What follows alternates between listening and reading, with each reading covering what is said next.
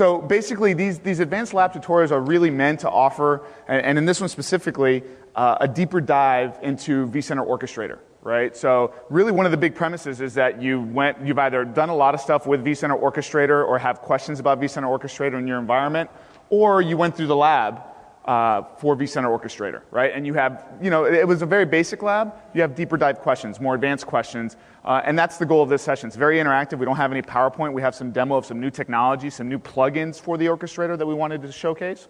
But other than that, it's going to be a lot more interactive, taking questions, comments about Orchestrator, and having that kind of discussion, right? Very focused on orchestration topics, not necessarily Cloud Director or other things, right?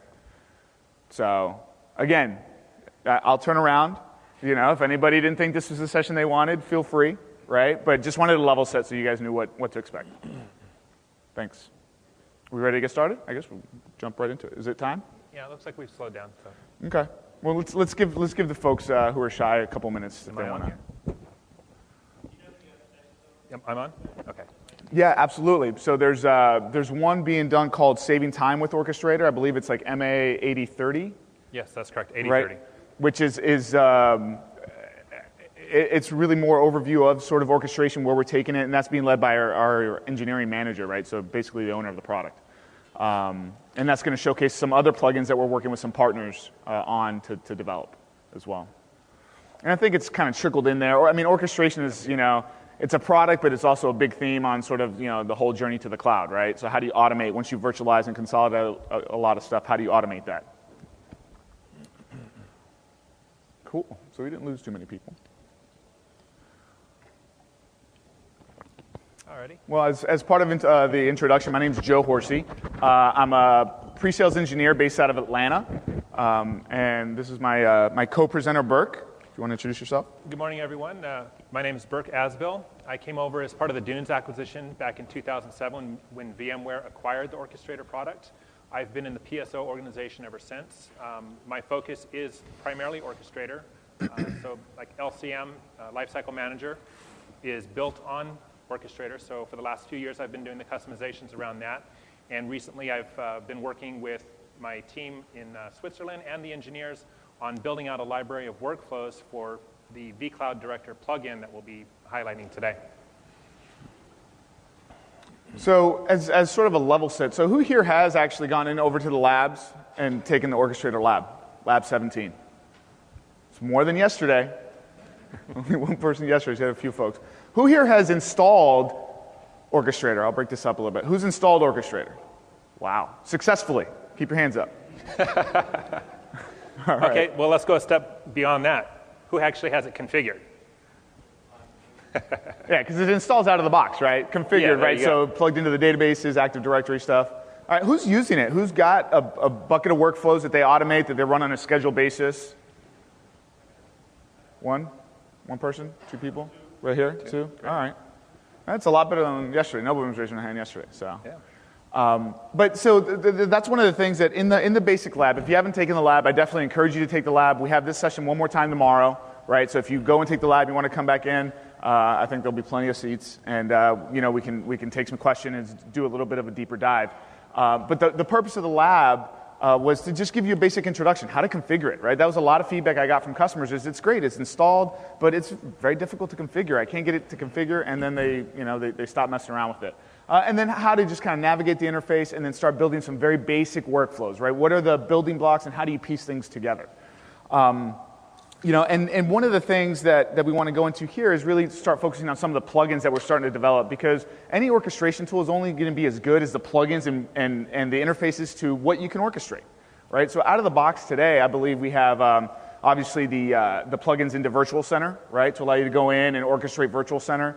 We're going to showcase a new plugin here that I'll talk about in a second, but there's also like the mail plugin. There's a JDBC plugin to interface with databases. The SSH plugin you said was another one that was really popular. To interface with, if you needed to orchestrate on physical Linux boxes, right? You can leverage that SSH plugin and do workflows and orchestrate in that scenario. And then what we're going to talk about today is the plugin that Burke was mentioning for the Cloud Director, right? So this is obviously a very big product launch for us, if you saw the keynote this morning. And one of the things that we want to do in the Cloud Director is really show you that we're presenting administrators and data centers are going to be built from different building blocks, right? So they're going to be pure virtual resources in the sense that, when you build a data center today in the physical world, you got your servers and you got your storage and your network. You install operating systems and applications, right? Those are all physical resources.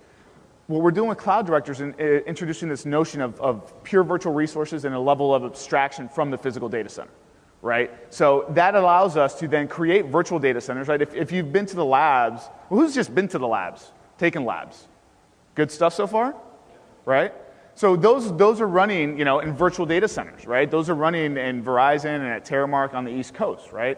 The fact that we're built upon these virtual resources, these pure virtual resources, enables us to be able to move those workloads, right? Create virtual data centers and organizations, catalogs of applications, and gives us the mobility to go across whether it's a private cloud, right? So we have a data center here in Moscone that's running those labs. And if we had to, maybe we needed to burst out for capacity, maybe we can move some of those pods out to Verizon or Terramark if we wanted to, right?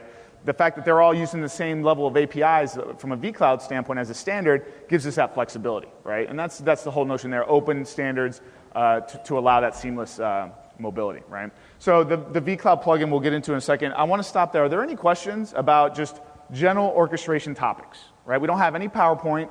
We've got a few video demos of the plugin in action.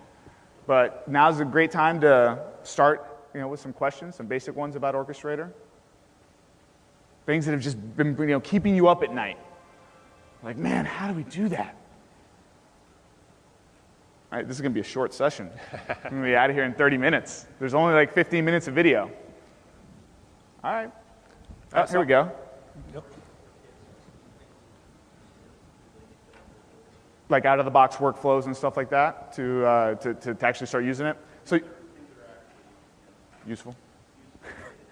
Yeah, so that's actually one of the big things. A lot of customers I talk to have this impression that they install this orchestration tool and they're going to have to build everything from scratch, right? They have to code it or script it or do JavaScript. But there's thousands of workflows and scriptable actions in the workflow tool today, in Orchestrator today. Some of the ones that I like, excess snapshots, right? So being able to go and run a recurring task and go and scan all your virtual machines to see if they have snapshots attached. Right? And if they do, maybe get rid of them, right? Or send you an email where you say, hey, by the way, these VMs have snapshots that have been out there for 30 days. Maybe you should take care of that because, eventually if you try to manage that VM, you might have issues. Or, browsing data stores, right? One of the examples that came up yesterday was somebody had I think some storage management tool that was giving them alerts on, data store % full, right? And they wanted to trigger a workflow that based off of that alert, they go and storage vMotion VMs from that data store to another one. Right? So, a lot of the things, who's doing like PowerShell automation today? Right? So a lot of the things that I see customers say, well, I'm doing PowerShell. Why should I do orchestration, right? Why should I redo all of this stuff, right? And the big thing there, in my sense, is, PowerShell might be easier out of the box, but long-term maintainability of those scripts, right, as APIs change, especially if you start hooking into things beyond just the commandlets for Virtual Center, for VMware, if you're hooking into third-party systems, the orchestration tool is going to give you the set of libraries that are defined, and so as we rev products, those APIs and those libraries are going to rev with that, right? So you're always have this continuity that you're not dependent on, the PowerShell expert to always be around, right? So that's another thought process there. Anybody else have good use cases they'd like to share that they've used orchestration for that they thought was useful? A question over here on the right. It's not feedback? All right. Yeah. So how are those workflows coded? Are they transportable and develop workflows, complex workflows that are shareable? I got that one. Absolutely. The question was how are those workflows coded, right? If they're transportable, can you share them? So what's the back end? All right. So Orchestrator has the vCenter Orchestrator Client, which is like a Java development environment. It's an IDE. All right. It allows you to do the drag and drop interface where you can build up your workflow visually. And then as you select each one of the items within the workflow, it is JavaScript as far as the coding inside the workflow itself. And once you build out that workflow, if you have something that you do want to share and you have somebody overseas, like for me example, I have the rest of my team is over in Switzerland, where the original Dunes office is. So what I have to do each day when I'm done building out the workflows that I want to share with them is I right-click on my workflow, or I build a package, and I right-click on either the workflow or the package, and I say, I want to synchronize this over to the server in Switzerland. So it asks me for my credentials. I hit OK. It checks over to see what version of the workflow they have, and if they don't have it, it just goes ahead and sends it over to them. If they already have it, then it just asks me for confirmation, hey, it's got this version, you're sending this version, you sure you want to send that over? So that's one way, is just direct synchronization with another Orchestrator server. Now, if you wanted to make it available for, say, a client, you don't have that connectivity available where you can synchronize directly to another orchestration server. What you would want to do is create a package. And we have a little package management feature that's built into Orchestrator. So you create a new package, go into edit mode, and you add each of the workflows that you've created. Now, Orchestrator is smart enough to know that, well, inside this workflow, I'm calling 6 other workflows and 10 actions. So it's going to go ahead and grab all those dependencies and import them right into your package for you. Now, once you get that all saved and closed out, then you can right-click on the package, export it, and you've got essentially a zip file that you can send over to your customer and have them import into their orchestration environment. And everything gets signed with your SSL certificate that you created when you set up your orchestration server. Cool. Yeah. Good question. Yeah, over here. What's the difference between an action element, a workflow element, and some examples of like when you would use each? Perfect. So the question was, what's the difference between an action element and what's the difference between a workflow element, and examples of when you would use each? So the action elements are kind of like a basic function. Right? It'll take multiple inputs, but it has a single output. All right? So if you have something like, I want to specify this folder, and I want all of the VMs that are in that folder. Okay, well, that's a single input and a single output. But if you wanted to create multiple outputs from whatever you're trying to build, you'd want to use a workflow, because the workflow is capable of having multiple outputs.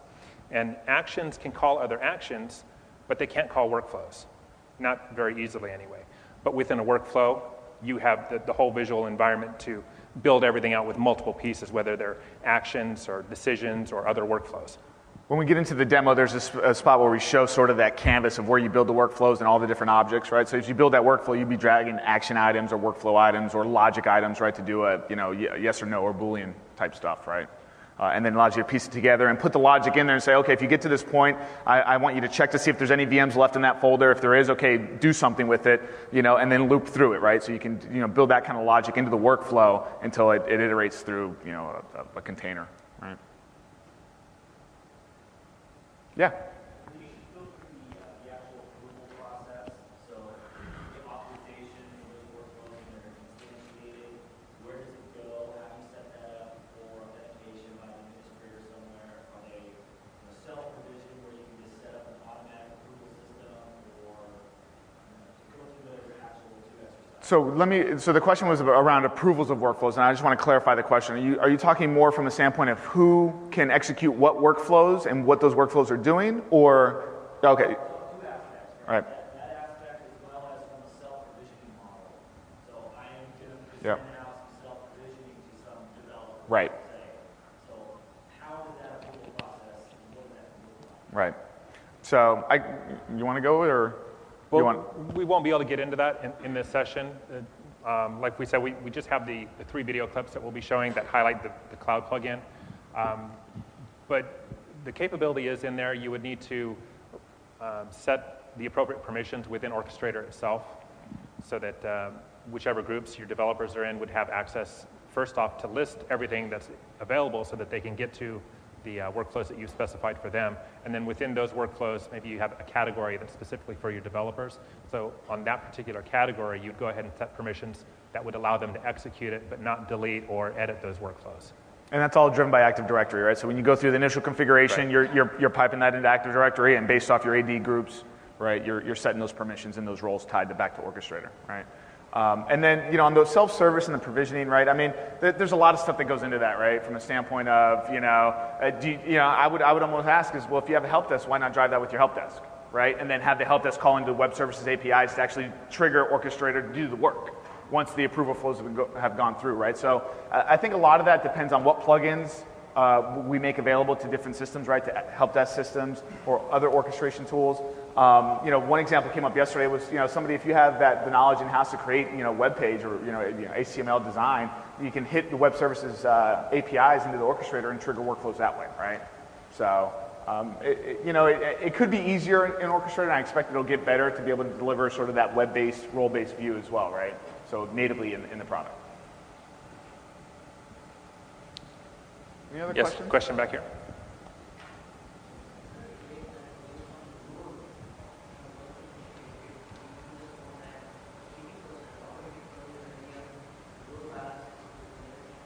Right, so the question was, is there any capability of basically taking like a performance trigger or an alarm, right, from either Virtual Center or some other third party, and then trigger a workflow to say, okay, well, you know what, my web server farm's hitting capacity, I want to trigger 2 more, right?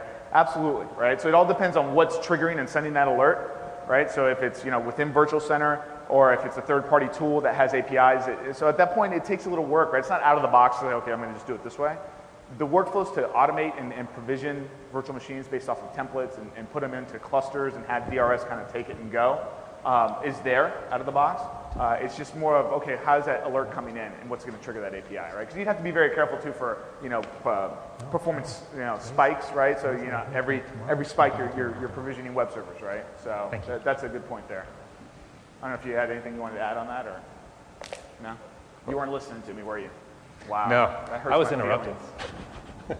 Well, let's get into some of the demo a little bit, and then as we're going, we'll stop it, just ask questions about this, right? So this is actually the beta of the Cloud Director plugin for Orchestrator. So we're not focusing on Cloud Director. That's the other thing. Everybody tried to turn the session into like a Cloud Director demo. We don't have a lot of that. Don't have a lot of that expertise myself, right? So it's really focusing on here's some manual tasks that you can do within the vCloud Director. So if you were going to set this up and create an organization, right? So Verizon or Terramark, they might have multiple organizations which represent customers that they're hosting. And within those organizations, they might have virtual data centers, right? For test, dev, production, retail, DMZ, right? So these would be the manual steps that you would go through to actually create those objects within vCloud Director. So there's a lot of steps that you have to perform through the Flex interface here and a lot of fields that need to get filled out. So if you imagine having to set up 20 different organizations with anywhere from 1 to 50 or a couple hundred users, it could be a pretty daunting task to try to do all that through the Flex UI. So that's why I started developing the set of workflows that'll do kind of a bulk registration of organizations and users. So this first video, it's only like 3 or 4 minutes, and it just walks you through the manual steps.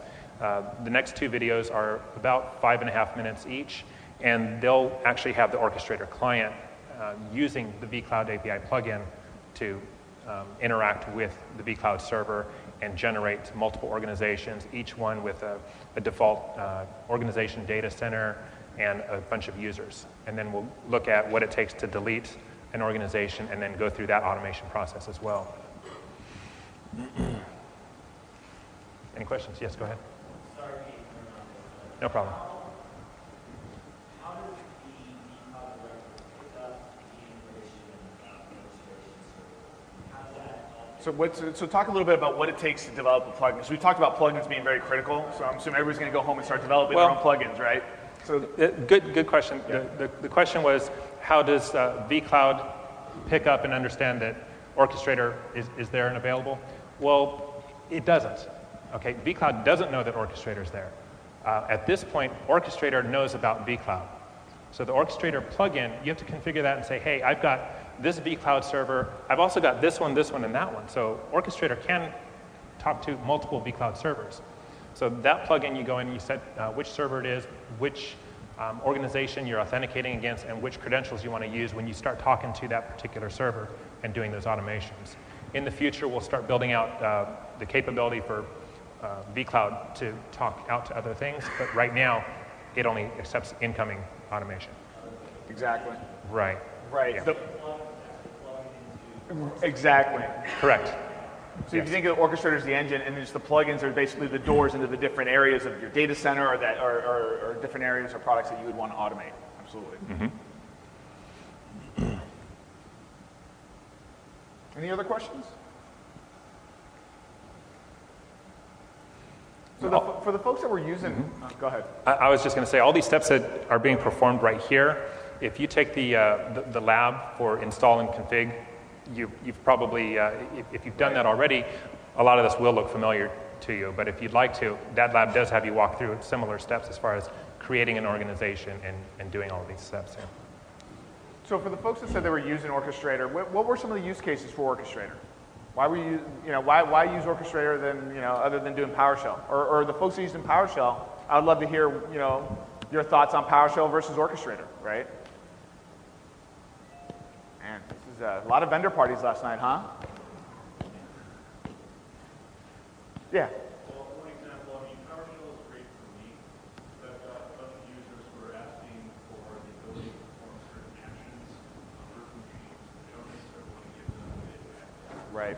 So, what I saw a few presentations yesterday, having this web interface into a specific workflow that I give them access to very specific actions that Okay, so more from a security aspect, right? Extending sort of the availability to very specific actions and workflows to different groups that you don't want to give full access to. That's a good point. That session that you're referencing, was that the saving time with orchestration?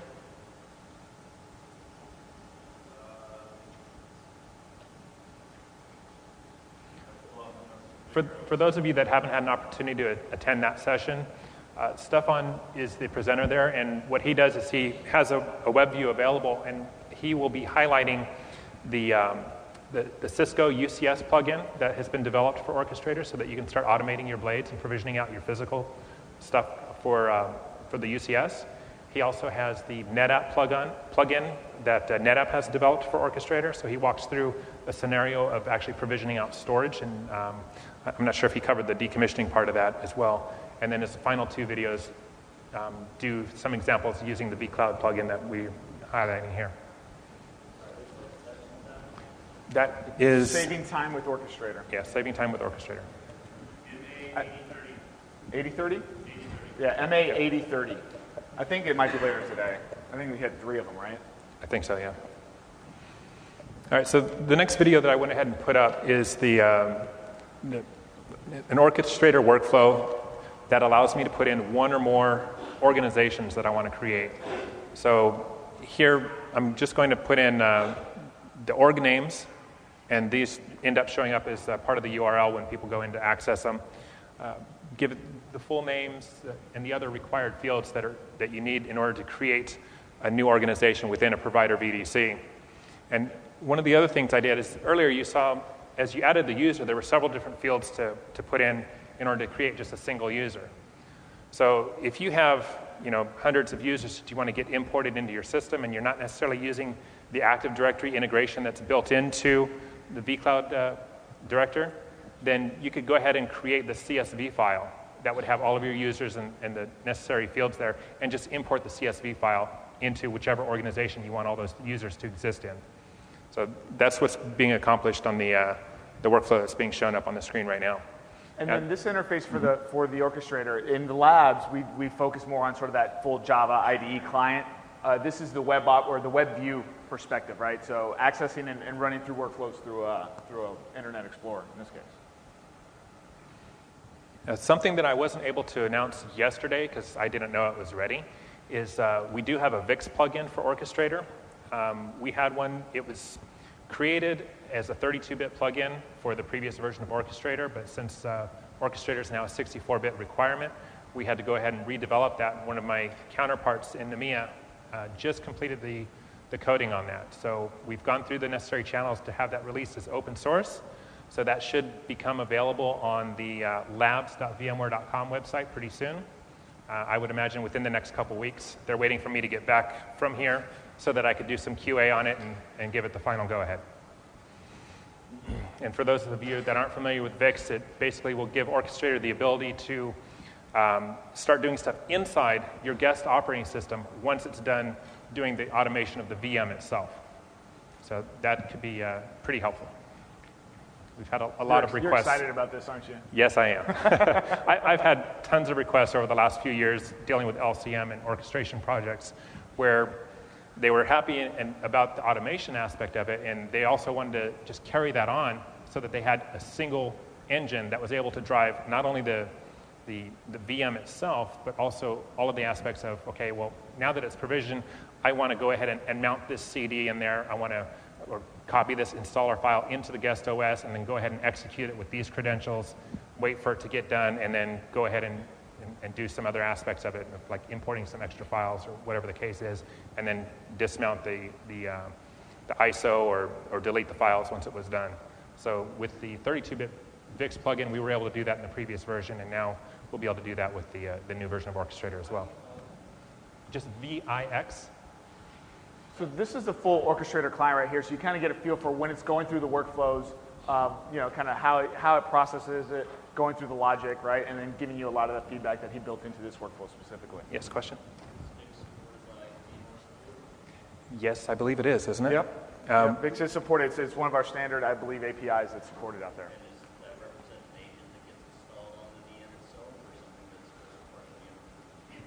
I think it's a part of the VMware Tools, and you hook in at that level. You don't have to install any agents. So it's just basically exposing the APIs into the VM itself, right, to be able to go and interface with it. So it's... Well, the way the VIX plugin for Orchestrator is going to work is on your Orchestrator server, you'll need to install the VIX library. So you'll download that from the VMware site. That's a free download there. And once that's installed, then you have the prerequisites ready to go ahead and use the VIX plugin. Now, when VIX needs to talk to any of your guest VMs that Orchestrator is moving around and doing things to, those guest VMs do need to have the VMware tools already installed and running on them. So does that answer? Okay.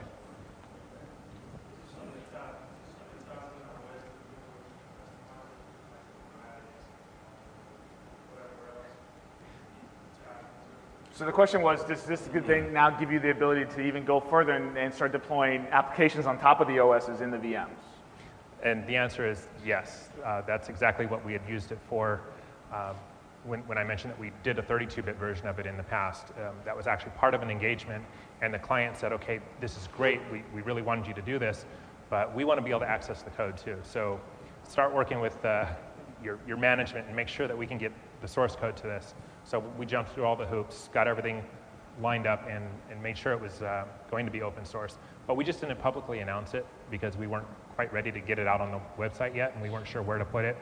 But the labs portion of the public website is the appropriate place for our open source projects. So with the open source products, there won't be direct support for that, but the general scripting and VIX itself, that should all get covered under the scripting support and whatever the base product supports are. Yes, question over there. I think you may have answered it. So is it actually released, or did you just announce it? The VIX plugin. The VIX plugin is not. This is our keynote announcement right here. Can I download it?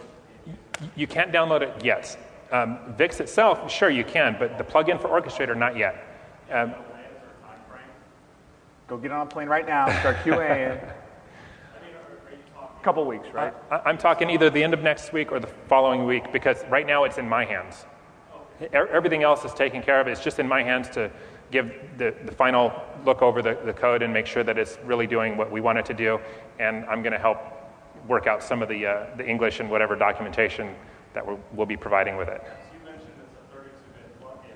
Well, the initial development was a 32-bit plugin for Orchestrator, which I don't know if you caught it in the forums on the VMware site, but somebody did mention that they tried installing that on a 64-bit system. And the person that did that on the forums is actually the partner that we were working with, or the client that initially requested that. So give it a couple weeks. The 32-bit version does not work on the 64-bit server because of the way the VIX libraries work. I'm not that deep of a developer to know that aspect of it. Yes, question? Yeah, so the question was where on the website would we be able to find it. If you just go to our website and just do labs.vmware.com, it's where we're putting a lot of tech preview kind of technology. I think like the Linux Virtual Center appliances out there and some other things that we're kind of working on as open source or as the infamous Google beta, right, that goes on for 7 years. So I think it's sort of that aspect of it, right, but just do labs.vmware.com. And also, I know I mentioned it in yesterday's session, but I haven't mentioned it yet today. But I run a website called vcoteam.info. I have a few different tutorials on there and videos that I've done to help you get started. If you don't make it to the Orchestrator install and config lab, between my tutorials and the videos, you should be able to get it installed and configured up and running in your environment.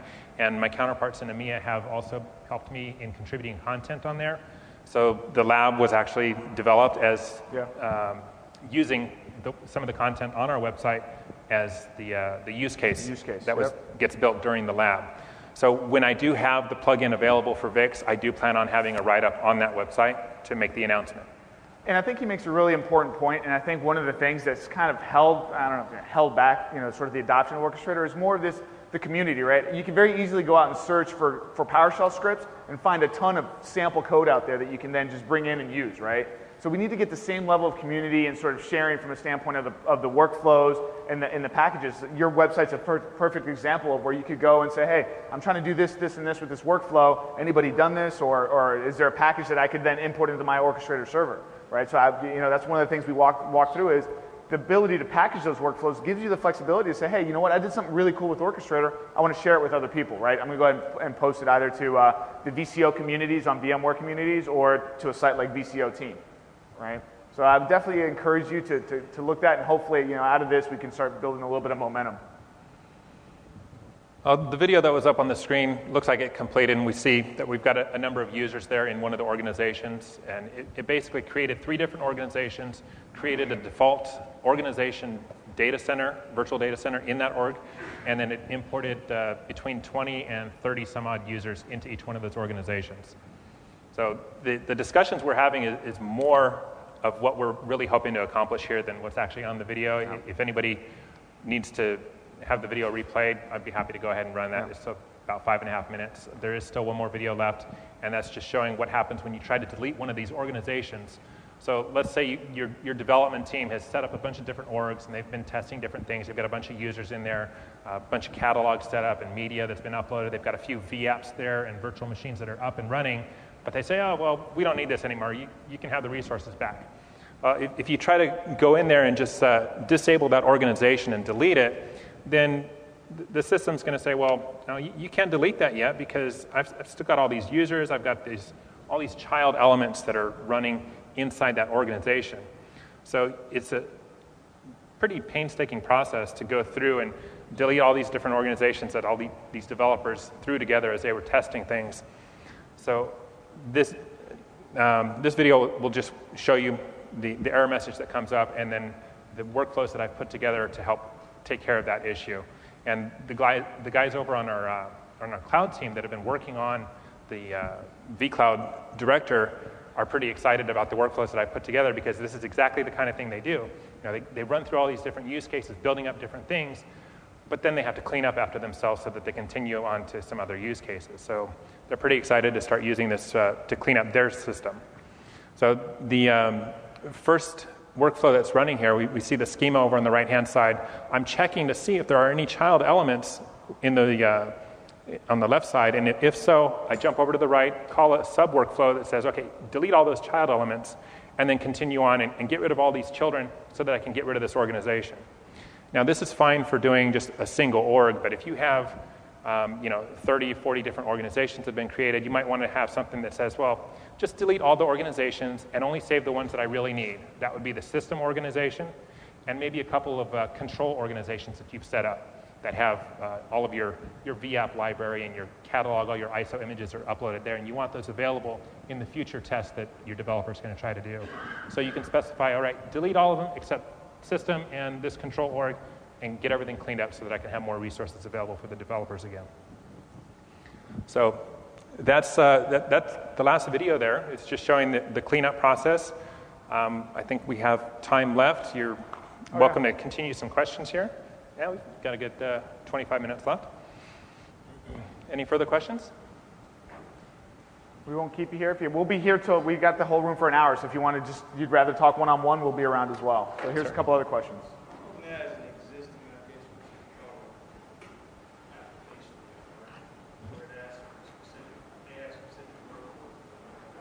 Mm-hmm.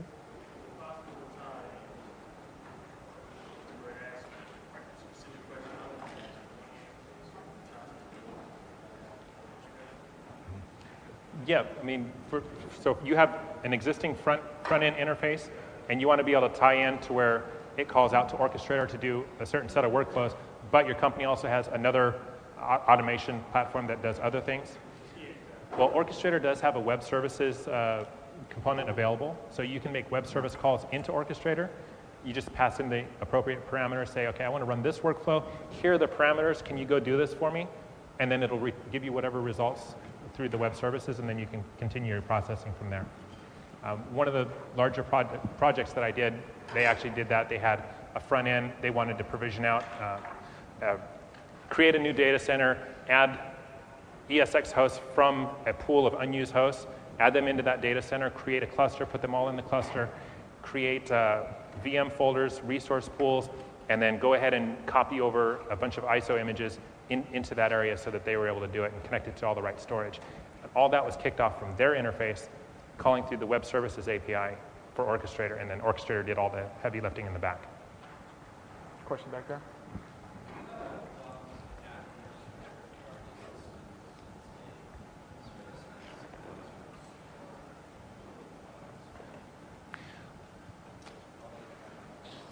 So I mean, so the question was, do we have any out-of-the-box adapters for third-party products, right? And those adapters are, in essence, the plugins, right? So the plugins are those adapters. And so, right now, if you compare us to some other orchestration tools, our library of plugins is fairly small, right? So there's a renewed focus of VMware to really focus on providing plugins for all of our products, and then extending that out to things like UCS with Cisco or NetApp, right? Help desk is a big one, right? So there was some work on a few of those plugins for help desk, but right now nothing that's out there generally available. The one note that came up yesterday that was interesting is that the development lifecycle of the plugins traditionally was tied to the platform. So like when 4.0 came out, the new version of Orchestrator came out, and whatever plugins made it in that time cycle were in there, right? So we've kind of split that out, so now the development lifecycle of the plugins can be independent of the platform. Should give us a lot more flexibility to go and work with our partners at their pace to try to get the plugins developed. But it's a whole concept of who's going to support the plugin. So that's, I think, where the challenges lie from.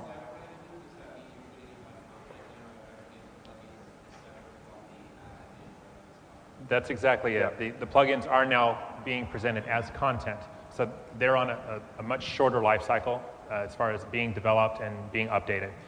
So yes, they are as content now. Now, as far as systems that are external to Orchestrator that don't have plugins developed yet, some of the core plugins that we do have, like the SSH and mail plugin, allow you to build a proof of concept level, or depending on what kind of service level you want as far as the speed of transactions between Orchestrator and your third-party system, these things could work out pretty well even in production.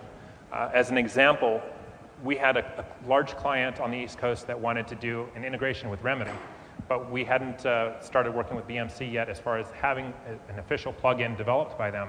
So what we did instead is, well, Remedy has the email engine, right? So you can send an email into your Remedy system, and if it's formatted properly, it'll go ahead and generate a ticket. Remedy can auto-reply, give you the ticket ID so that you can tag it and post that to whatever the request is. So we use the email engine between Orchestrator and Remedy to build out a full system where people would put in the request in Lifecycle Manager, which of course is running on top of Orchestrator.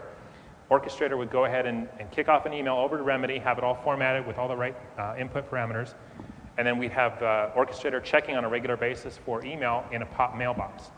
If it got a mailbox, if it got an email that was properly formatted, it would go ahead and parse that, take that ticket ID that was generated by Remedy, and tag it to the LCM request, so that once somebody over in the help desk went ahead and got the approvals into Remedy, Remedy will go ahead and update LCM, say, hey, this ID was just updated and it's approved.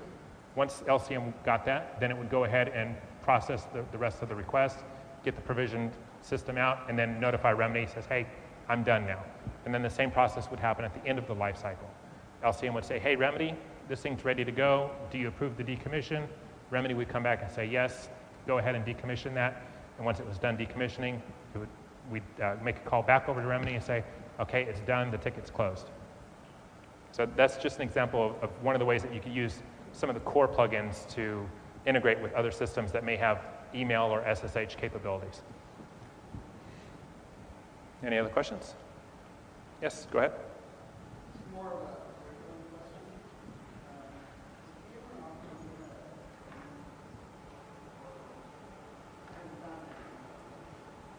Yeah, you know what? That came up yesterday as sort of lacking in the sense of education services is probably another reason why we haven't really seen a huge adoption of it. So I know that was a lot of, here we go.